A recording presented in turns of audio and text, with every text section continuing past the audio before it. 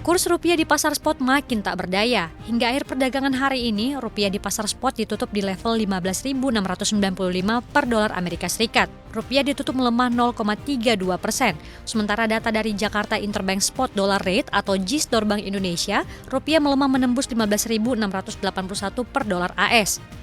Nilai tukar rupiah terus melemah. Menteri Keuangan Sri Mulyani dan Gubernur Bank Indonesia Peri Warjio kompak menyebut nilai tukar rupiah hingga 31 Oktober 2022 mengalami depresiasi 8,62% dibandingkan level terakhir tahun 2021. Berdasarkan catatan Komite Stabilitas Sistem Keuangan atau KSSK, dolar indeks yang mengukur posisi dolar di hadapan 6 mata uang dunia mencapai level tertinggi dalam 2 dekade terakhir, yakni 114,76 pada September 2022. Pelemahan rupiah ini juga sejalan dengan ketidakpastian global seiring dengan menguatnya mata uang Amerika Serikat serta pengetatan kebijakan moneter yang lebih agresif.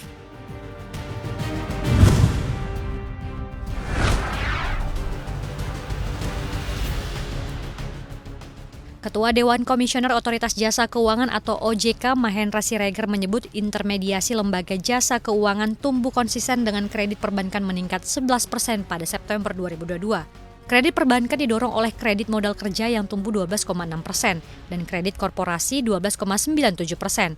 Pertumbuhan kredit itu diikuti dengan penurunan risiko kredit bermasalah yang pada periode yang sama tercatat membaik yakni 2,78% NPL gross.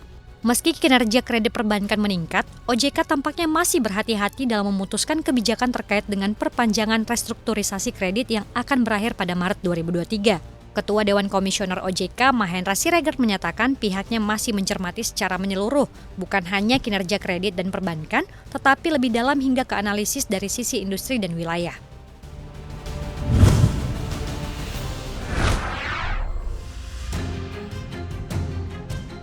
Gelombang pemutusan hubungan kerja atau PHK yang melanda industri padat karya di tanah air semakin kencang dan bisa jadi lebih buruk dari yang terlihat saat ini. Dinas Tenaga Kerja dan Transmigrasi atau Disnaker Trans Jawa Barat menyebut kondisi ini sebagai fenomena gunung es.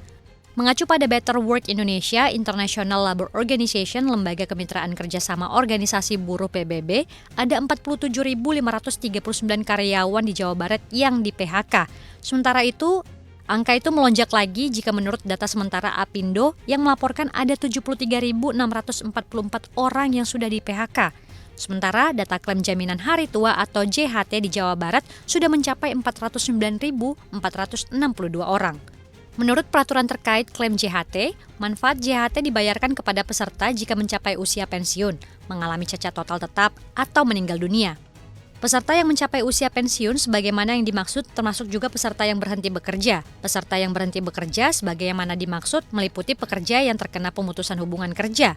Disnaker Trans Jawa Barat menyebutkan sekitar 80% dari klaim JHT sepanjang Januari hingga September 2022 adalah karena pekerja berhenti bekerja.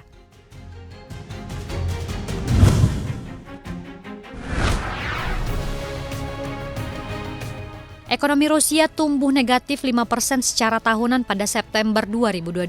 Hal ini dipengaruhi oleh sanksi barat yang dijatuhkan terhadap Moskow akibat serangannya ke Ukraina. Kementerian Ekonomi mengatakan Rusia berada di jalur untuk mencatatkan kontraksi 2,9% pada tahun ini. Kementerian juga mengatakan ekonomi Rusia 4,4% lebih kecil pada kuartal ketiga 2022 dibandingkan dengan periode yang sama pada tahun lalu. Rusia hingga saat ini masih didera sanksi ekonomi, perdagangan, dan finansial dari negara-negara barat. Kelompok barat menyebut ini sebagai langkah untuk menggembosi pendapatan Moskow yang bisa digunakan untuk melanjutkan perang di Ukraina.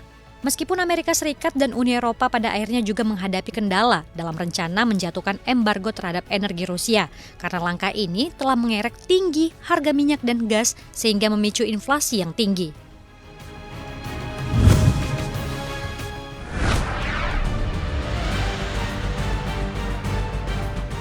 Bank Sentral Amerika atau The Federal Reserve kembali menaikkan suku bunga acuannya sebesar 75 basis poin. Kebijakan kenaikan suku bunga ini merupakan yang tertinggi dalam 14 tahun. Dengan kenaikan 75 basis poin ini, suku bunga AS berada di kisaran 3,75% hingga 4%.